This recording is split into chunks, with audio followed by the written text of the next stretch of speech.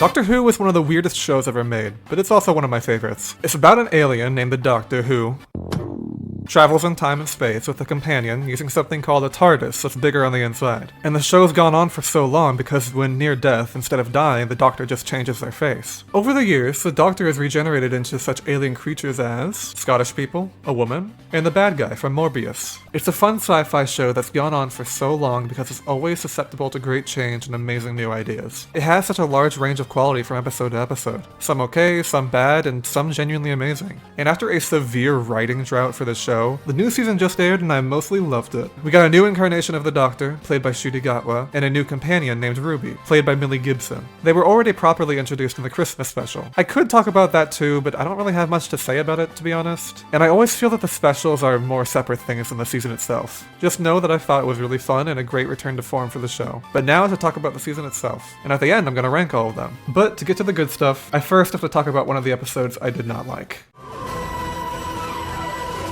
When I was watching the first trailers for this season, there were two things I saw in particular that I was pretty excited for, and one thing I was really dreading. One of the things I was anticipating was this really cool moth design, and the thing I was dreading the most was the talking babies. So when I was looking at the episode list, and I saw that Space Babies was the first one, I thought, okay, great, we can just get it out of the way. And at the start of the episode, there's really nothing bad. I thought that little scene where they see the dinosaurs was fun. But then, when they get to the ship, I was struck with a grave reality. The monster I was so excited to see was in the stupid Talking Babies episode. The episode I was most excited to see was also the episode I was dreading the most. Well, at least everything with the monster's good, right? Every scene where they're running from it has horrendous editing. Well, at least the baby stuff isn't as bad as I thought. No. I mean, kinda. So, the episode is about this space station that grows babies, but has no adults to watch them. And we later learn that even though they don't have the resources to properly take care of them, the government still forbids the station from stopping production. It may be a little on the nose, but I think it's a good, simple way to present the episode's themes. And on the subject of the babies in question, the first scene with the Doctor, Ruby, and all the other babies wasn't really that annoying. And honestly, seeing their interactions with them was really sweet. The part where the Doctor encourages the captain is especially good. I had really been enjoying Ncuti in the role up till now, but this is a moment where I was like, oh yeah, that's the Doctor. Although it was very weird when he found it fun to scare the kids with a bogeyman later. That's not what he would have done. I don't know why he did that. Why did you do that? Bogeyman! So it kind of sounds like I really ended up liking the baby. No. The first scene was really cute, but they really got on my nerves as the episode went on. Dude, if you do that again, I'm gonna punch you. I'm not kidding. As a whole, the episode just feels really dumb. Like, this is a show for everyone, but this episode in particular feels like it's for kids. But, to be fair, even though the babies get pretty annoying, I still really love the Doctor and Ruby. I like the furthering of the mystery of Ruby's birth, and the Bogeyman's design is still really well done, even if they don't use it the best. I don't really like this one. It's not a horrible Doctor Who episode, but it's easily the worst of the season. Okay, I don't really want to talk about this one anymore. Next!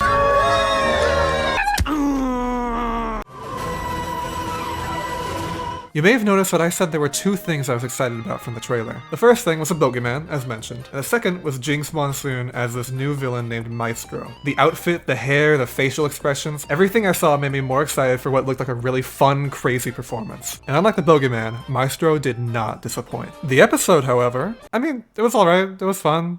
Definitely better than Space Babies. So, the episode starts with this little introduction scene from Maestro where they suck all the music out of this guy's soul. Like, I don't even know the logistics of that, but it sounds terrifying. I love it. And it leads to the best transition into the intro ever. Maestro literally looks at the camera and then starts playing the Doctor Who theme on the piano. And once the intro starts, the piano is still playing for a bit. I mean, come on, this is awesome. It's a shame that they didn't go all out with the whole theme being fully arranged for the piano, but it's still really cool. Then getting into the meat of the episode, the Doctor and Ruby put on these amazing outfits, and then set off to go watch the Beatles record one of their albums. And this is where we see the main conflict of the episode. I've got a dog, he's called Fred.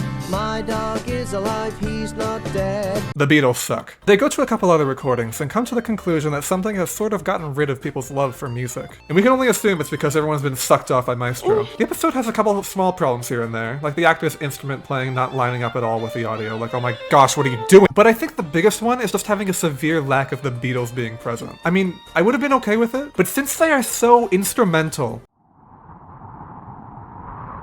to the final confrontation, you would have thought that they'd have a bigger role in the story beforehand. Although, to be honest, even with these problems, I don't really mind that much, because to me, the main attraction here is Maestro. This episode would not be that good at all if Maestro didn't work this well. They're hilarious while still being very threatening, and they are so drippy. Look at this outfit. Come on. I'm never saying drippy again though, that was horrible. You can tell that Jinx is having the time of her life in this role, and it is just infectious. What an icon. I love the first confrontation with them. It's so perfect that they use a tuning fork to try and find people. I love how Jinx uses the full range of her voice throughout the episode, sounding much higher and elegant when talking normally, and using such a deep, menacing voice at other times. I only have one problem with them, and to be honest, it's only really a nitpick. There's a musical battle near the end, and this is where I was mentioning how the instrument playing wasn't correct at all. It really wouldn't be that much of a problem for me, since I've seen much worse before. But it's disappointing because I can tell, even from only watching this episode, that Jinx has a beautiful singing voice. And watching this battle play out, it just feels like a missed opportunity to have her pretend to play violin and not use the instrument that she actually knows, her voice. But still, even though we may never see them again, Maestro is now up there for me with all the other iconic Doctor Who villains, and one of my new favorites. So yeah, as a whole, this episode has some structural issues, and a couple small problems here and there, but honestly, who cares when it's this fun? I might be overhyping it a little bit, but it's fine. The musical number at the end is fun too. It kinda came out of nowhere, but I still enjoyed it. And the last thing I'll say about this episode is something kinda small near the end. Doctor Who has broken the fourth wall in the past plenty of times, but this time is especially crazy if you think about it. So near the end, there's a part where there's some music in the background because Maestro's getting closer. And it's actually a pretty cool moment because we as the audience think that it's just background music until it pulls the rug out from under us. But the insane part is that the Doctor thinks the exact same thing, saying out loud that he thought it was non-diegetic music. I thought that was non-diegetic. For those that don't know, diegetic music is something that is coming from within the scene, like a character playing an instrument or turning on some music, etc. So non-diegetic music is music that doesn't come from anything in the scene, background music. So him saying this implies that he has always been able to hear and always has been aware of all the non-diegetic music in the entire show, and maybe even more than that, and that is awesome. Boom was the first episode this season where I was like, oh shoot, this is good. The Doctor and Ruby land the TARDIS in a war zone, and then the Doctor accidentally steps on a landmine and can't move or else it'll blow up. That's it. That's basically the entire conflict for the episode, and it's so good. By restricting the Doctor this much, it really forces him to lean on his greatest weapons, his brain and his words. For the first time in a while, I could really feel the tension here when Ruby and the Doctor are just trying to figure out the situation. I especially love the moment where Ruby has to pass something to the Doctor to help shift his weight, and to nail the timing, they do it to a beat of a song. It's a solution that's unique to Ruby by using the fact that she's a musician, and it further shows how brave she is by being willing to stand so close to the bomb. The parts with just Ruby and the Doctor during this first half are near perfection. And then the child enters the scene. Okay, she doesn't ruin the episode, but I just really find her annoying. This first part with her is actually pretty good, and I love how the Doctor and Ruby react to her being there. And as the episode goes on, I just like her less and less. Maybe it's the performance, maybe it's how much of a nothing character she is, I don't know. Also, her name is Splice. That is such a stupid name. Sorry, I'm Tick, and I'm Talk. Like a clock. The rest of the episode is still pretty good though, don't get me wrong. I love Mundy a ton, even though she and her love interest have genuinely no chemistry. Other than that, I really love the anti-capitalistic theme and how they portray it, and the fact that the show isn't afraid to criticize it or even say the word capitalism anymore. Say my name. You what? The main problem, though, is that the climax feels a little shaky compared to the rest of the episode. Like, everything else is pretty good, and then here at the end, there's just too many things happening at once for me. We didn't need all the ambulances to gather around them. There was enough tension from the one ambulance and the, oh, I don't know, bomb. But other than that, it was still pretty good. Legalize nuclear bombs. They just keep getting better and better. In most seasons, there's always one or two episodes that really stand out for being completely unique, for better or for worse. And I was waiting to see what that kind of episode could look like for this new era. And now, we finally got it. This was the only episode to not have the intro play at the beginning. It was a really good episode though. I really like Ruby, and having an episode with just her was great. I don't even want to talk about it too much, to be honest. It's not like it's going to completely blow you away, but it's definitely a better experience not knowing anything about it. I'll still talk briefly about it though, because I do love it a lot. 73 Yards is a really good examination of Ruby's character. It explores her fear of abandonment in a really creative way, and shows that even despite such a depressing situation, she'll always strive to do what's best for those around her. It's paced slower than a normal episode, and takes time to develop its ideas. The only real complaint I can think of is that it didn't really go in the direction that I expected or wanted. Like, based on the episode description and certain things in the beginning, I thought it was gonna go in a more folklore-inspired, horror-driven direction. And while I still think that would have been awesome, it's not like the episode gets bad or anything, it's just not everything I wanted to see, and that's okay. And who knows, this new era is sort of embracing more mystical stuff, like goblins and godlike beings, alongside its sci-fi elements. So if the show keeps going in this kind of direction, maybe we'll see a folklore horror episode on another season down the road. I will will say I do enjoy the very end a lot. It's a shot that's actually pretty creepy and at least touches on that horror itch I really wanted. Overall, definitely an episode that I liked a lot.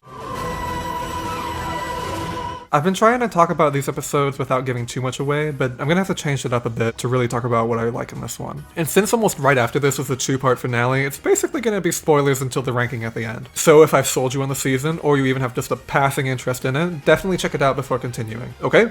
That's your warning. So, Dot and Bubble takes place in a pristine, futuristic city called Fine Time, where everyone is constantly talking to friends, looking at videos, and so on through this bubble around their heads, projected by this little thing called a dot. But there are monsters, people are dying, and barely anyone's noticing. Before I get any deeper, I first want to say that I love the art direction of this episode, and I love the designs of these monsters. Yeah, they're supposed to be scary, but I don't know, I think they're cute. And the effects on them are great. The only time I don't like them is when they sneak up on people on their cams, and we can see them like doing a little shuffle behind them. I just could not stop laughing whenever that happens. But moving on. This one is another unique episode in the fact that while they both appear in the episode frequently, we don't actually follow the story through the Doctor or Ruby's perspective this time. Instead, we're stuck with this dumb, spoiled brat. Now shut up, I hate you, I hate you, I hate you. And I love it. Lindy is genuinely insufferable and is constantly saying and doing stupid things, but it's all done intentionally so. And at first it's understandable because of this messed up world she's been brought into and how all of them are literally told what to do for everything all the time. And because of all this, it's really nice at first seeing her push past what she's used to, and to actually see beyond her bubble as Ruby and the Doctor help her escape. There are still a couple red flags, like how when she's suddenly helped by this influencer guy that she likes, she's all of a sudden okay with everyone dying now that she was able to meet him.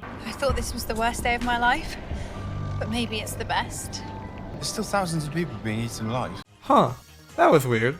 Well, I'm sure that's not implying anything that we need to worry about. So as they're escaping, they head down to this underground tunnel thing to a door that needs to have a bunch of different numbers typed into it. And as Ricky's doing this, they all realize that people have been dying in alphabetical order and that Lindy's next. And now it's shown that the AI inside everyone's dots learned to hate all these people for acting the way they do, and that it's responsible for the killing. Then they lose contact with the Doctor and Ruby, and Ricky starts fighting off the dot while Lindy works on the door. I'm honestly surprised she knows basic numbers. And as Lindy opens the door and the dot's about to get her, He was born Richard Coombs, because I know everything about him. He changed his name to Ricky September when he reached 50,000 followers.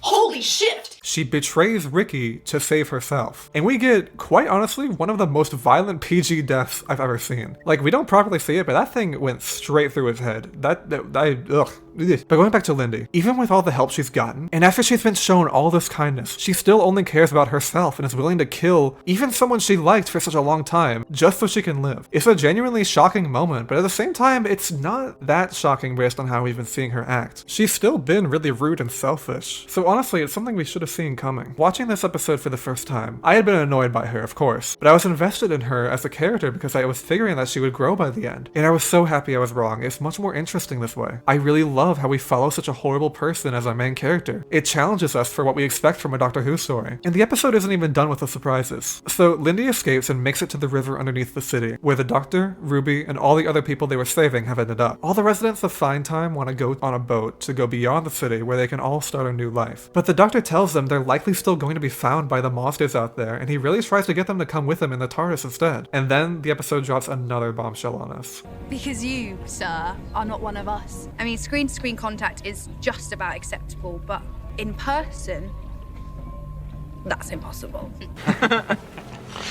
What? They were saving a bunch of racists the whole time, and they had no idea. And it leads to one heck of a performance from Shooty, and one of the reasons why I love the Doctor so much. Even with all their hate towards him, and their stupidity, and their ignorance, he pushes all that aside for a moment and begs for them to just listen to him so he can save them. The Doctor values life above all else, most of the time. Whether someone has a lot of good in them or a lot of bad doesn't matter, he just wants to save everyone. But even though the Doctor had just saved all their lives, they won't listen to him, and they resolve to go out on their own, boldly going somewhere where they're probably gonna die. And the Doctor's so frustrated because they can't even for a second just look past their self-centered ways even to save themselves. Sometimes when the Doctor tries to save everyone, good people die when people who are less good survive. And there have been times in the past when the Doctor had audibly wondered whether the right people survive. But normally when that happens, the Doctor only really comments on it in passing. But here it's completely different. Literally everyone that they ended up saving turned out to be horrible people. And I love how in this moment, after they part ways, there's just no more words for the rest of the episode. just the Doctor and Ruby having too many emotions for words while the music soars. And I like how it's left to the audience to decide whether or not they did the right thing. Should they have just let them go meet their fate? Were they right to save them to begin with? Is it good that these people are going to get what they deserve? Do they even deserve it, since this kind of mentality is all they've been exposed to their whole life and they never had any chance to change? Or would that even matter, since they didn't even change their mind after the Doctor saved their lives? And going back to the music for a moment, I really love how it incorporates a more grave rendition of the 15th Doctor's theme. In the original theme, which slaps by the way, there's a lot of emphasis on offbeats. The phrases in this part always start and end on offbeats, which gives it a sense that it's propelling forward.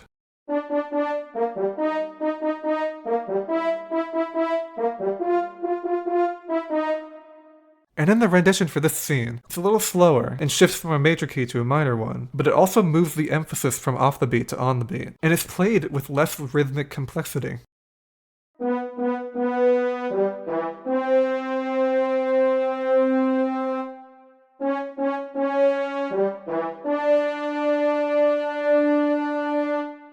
This is a simple but effective way to ground the theme a little, and it automatically makes it sound much heavier. But as I was saying, this episode isn't about someone growing past being spoiled and hand-fed everything their whole life like I thought it was going to be. It's about how if someone is left in an echo chamber, or a bubble, of repeated ideas, shallow morals, and superficial perfection, that they'll never have any room to grow as a person, and they could just stay rotten to their core their whole lives. There are a couple problems with the episode, sure, but with everything it does right, and what it represents as a whole, I think it more than makes up for it, and it is definitely a new favorite for me.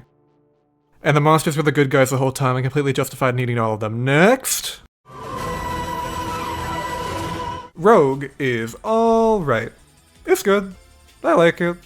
That's about it. I don't really know where to start with this one. I guess I just didn't really vibe with this one as much as most other people I saw. I'll start with the stuff between the Doctor and Rogue, which is definitely the best part of the episode. I personally prefer when the Doctor is portrayed as more asexual, because I just feel like that fits the character better. But after suffering through some of the moments of the Moffat era, I guess I've become desensitized to the Doctor being a little more freaky. But anyway, it's pretty fun seeing the Doctor and Rogue interact, especially that scene where Ncuti's dancing. He is playing it up so much, and it's just so insanely funny. My one problem with this relationship, though, is that the Doctor kind of falls for Rogue a little too quickly to me. Like, he's just completely into him the moment he sees him. As it stands, the relationship is fine, I just would have preferred it taken a little bit slower. Other than that, I love Ruby's interactions with this Victorian girl, and seeing her watch her from afar as if she were watching TV was really funny. I will say, though, that while I love how awesome the makeup looks, I didn't really care for the villains that much. I'll give them this. It is insanely funny to me how they're okay with destroying the world just to be able to dress up and pretend to be different humans. But they don't really offer much besides that. They're kind of just around. But aside from all that, one of the cool parts of the episode is actually one of the co-writers, Kate Herron. She's best known as the director for Loki Season 1. And Russell T Davies, the past and current showrunner for Doctor Who, and creator of a few other notable LGBT+ shows, once notoriously criticized the representation in Loki because it was just one line hinting at Loki being bi and nothing more. And to be fair, I do agree with him, although I feel like it was probably not Kate's fault and more so on Disney's end. But anyway, he shortly apologized to her afterwards and asked her to come on and write an episode for this new season. And even though they're friends now, this whole episode just feels like a big in-your-face to Russell, because now the person he criticized just gave us some of the best representation in the show's history. But yeah, other than that, this one doesn't really have much that stands out to me. It's just good.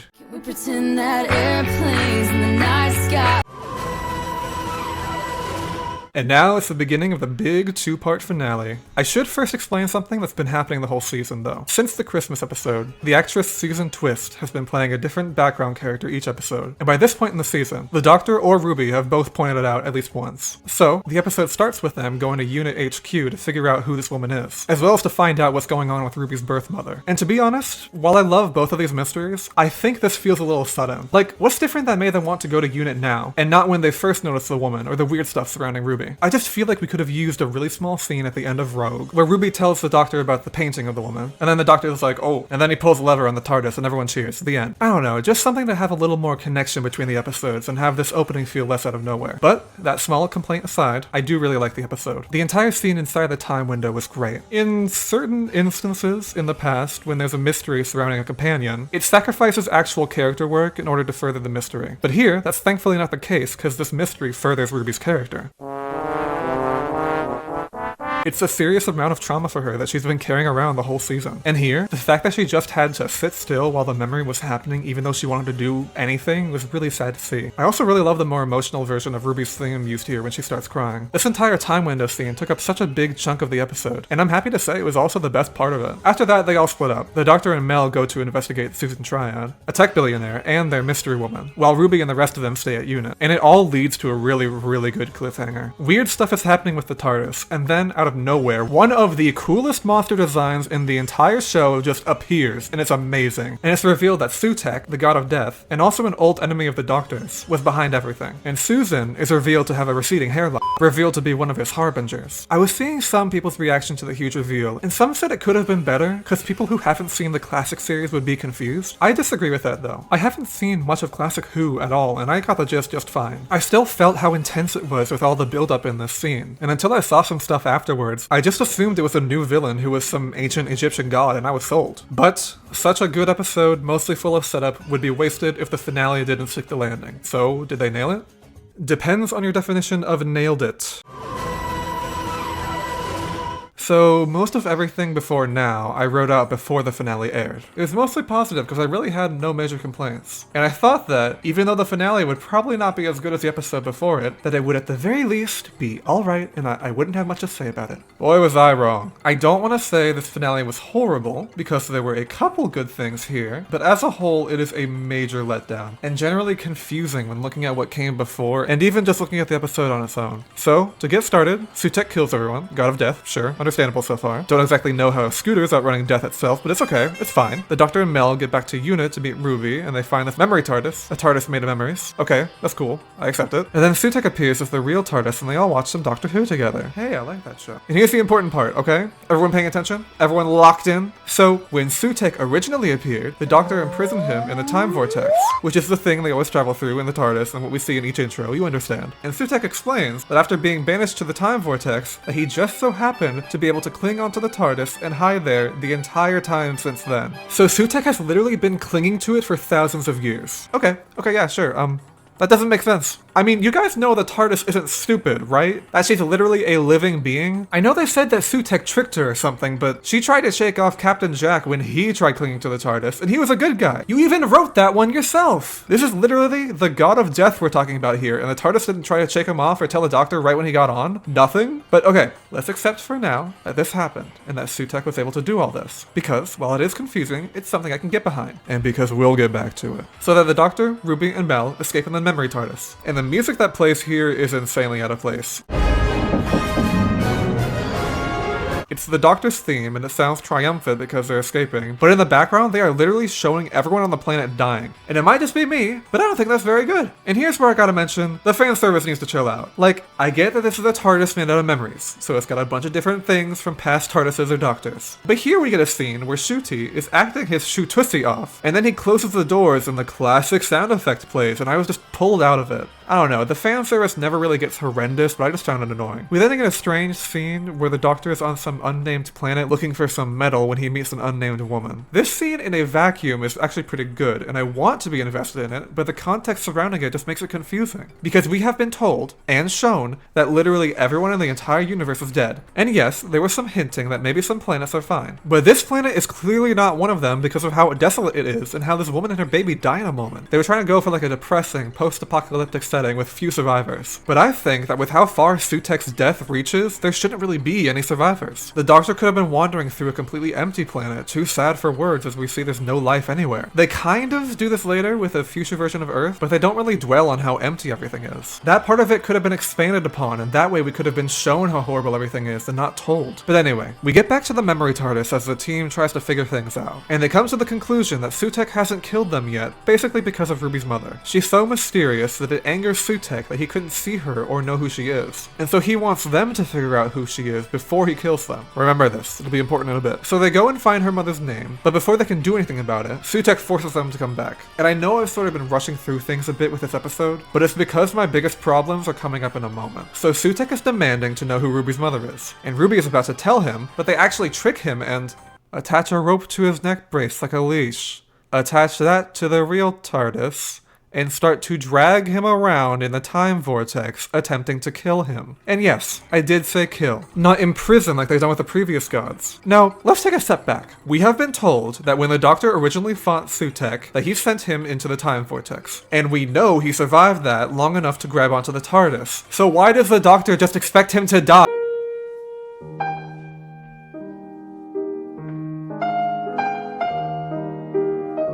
What? Why did he die just from falling back into the vortex? You mean to tell me that when he was first banished here, he was able to immediately grab onto the TARDIS before falling in? I mean, okay, fine. The Doctor travels through here in the TARDIS a lot. It's highly unlikely that they cross paths immediately, but I can accept it. What I can't accept is if Sutekh can literally tear into the time vortex with his claws and cause massive rifts that tear through reality, then how does he just dissolve when he falls into the vortex? Why can't he not only touch the time vortex, but literally tear through it here, but when he falls into it, he immediately dies? And I understand what they're going for, I think. We beat the god of games with games. We beat the god of music with music. And now we're beating the god of death with death. But it just ultimately feels like a cop-out when we never got any kind of explanation of the kind of things that could kill him or them going over some kind of plan. This moment should have so much more weight to it, but it just feels like business as usual when the Doctor and Ruby start the plan. But okay, I could keep going about that for a while, but I won't. So they defeated Sutekh and that's all done and over with. And now Unit's DNA tracking has finally found Ruby's mother. And she's just a normal woman, living her life. Not some insanely important person or a god or anything, just a regular woman. And in concept, I like this a lot. We don't need our characters to be insanely important, or related to insanely important people. But based off what we've been shown this entire season, this doesn't really make any sense. Now, people have been comparing this to Rey's big reveal in The Last Jedi of her parents being nobodies. And I liked that, and I think this kind of thing still works in that story, before they went and changed it. But it works there because there was nothing pointing to her parents being anyone important. The audience was just predicting on their own who she could be related to. And it was a decision that was made to challenge that. But here with Ruby, we are given so many weird situations surrounding the mystery of her mother. Just thinking about her birth mother makes it snow around them multiple times. Two different gods are confused by her and her mother, and the Doctor's memory was able to be changed. My memory of this keeps changing. And we get an explanation for why the mother was pointing at the Doctor. It's a really dumb explanation, but honestly, it's the least of our worries right now. But we never get any kind of explanation as to why Ruby was able to make it snow, or how the Doctor's memory was changed. And I know I'm saying a bunch of the same stuff, like this doesn't make any sense, or we need an explanation, and I'm not trying to say that every single little thing in a story should always be explained. 73 Yards is an episode where barely anything is explained in the end, and I think it's better because of that. But that episode works because there is a level of consistency with the mysterious stuff happening. It's all confusing, yes, but it's all congruent with each other, and there are enough clues where the audience can come to their own conclusions, and it leaves us thinking about it long after watching it. Here, the lack of explanation is a problem because everything contradicts what we already know. We are given clues throughout the season that are incongruent with this big reveal. And as a result, we as the audience are punished for trying to figure out a mystery that begs for us to solve it, even though we could never have come to the right conclusion ourselves based on what we've been shown. So I like the idea. I don't think it should be changed, like a certain other series we know. I just think the execution was not well done. And it's a shame because I really love the scene where Ruby and her birth mother meet for the first time. It's a genuinely sweet moment, and both their performances bring so much to it, especially Millie's. But then the episode ends with Ruby saying goodbye to the Doctor. And it's pretty touching, but it doesn't feel like it should be the end of Ruby's story. Like, yes, this is the conclusion of her arc, but it feels like there should have been more. I had mentioned earlier that the mystery furthers Ruby's character, but honestly, it feels like that and Millie Gibson's performance are the only things she had going for her. We barely had any time to see her grow, and now it feels like the character's leaving before reaching her full potential. I think I loved her character so much before this only because Millie's charisma is so infectious, and she plays the character so well. But the ending here just feels hollow in a way, and I wish we could have gotten more of her because I still really like Ruby. And I know from what I've heard she'll be returning, but she's not going to be the main companion, and that role is sort of what I mean. But alright, that's the ending. And as promised at the beginning, it's time to rank all the episodes. And even though I didn't talk about it here, I'll throw in the Christmas special too, because why not? This is going to be pretty short because I just talked about most of these at length, so here we go. Number 9, Space Babies. Some good moments, but just feels childish and gets on my nerves very quickly. Number 8, Empire of Death. An overall very frustrating and not very good episode, but with a couple of genuinely good scenes. And now for all the episodes that I actually like. Number 7, The Legend of Ruby Sunday. Even though the episode right after really squanders what's set up here, I still oddly really enjoy this one. Number 6, The Devil's Chord. As much as I personally love this one, I can admit that it's just my story that really carries it, but it's still a fun one. Number 5, Rogue. Some good central characters and a fine episode overall, but with a really uncompelling villain. Number 4, The Church on Ruby Road. Really great introduction to Ruby and the Doctor, and such a breath of fresh air compared to what came before. I love it. Number 3, Boom. Amazing concept executed greatly, besides one or two small things. Number 2, Dot and Bubble. An already strong episode with twists at the end that make it even more significant than it already was. And number 1, 73 Yards. Great atmosphere of uneasiness, paced very well, and a weird enough episode that it's definitely my favorite of the season. So, those are my thoughts on the season. Would you believe me if I told you this was originally supposed to be 10 minutes long? There are some general problems, like how I think the Doctor and Ruby's characters ended up being a little shallow, and I probably only love them so much because of how great the performances were. And the last episode may have left a bad taste in my mouth, but I still love all the other episodes a ton, and I had a great time with it. So yeah, overall pretty alright season in my eyes, and I think I'll give it a 7 out of 10.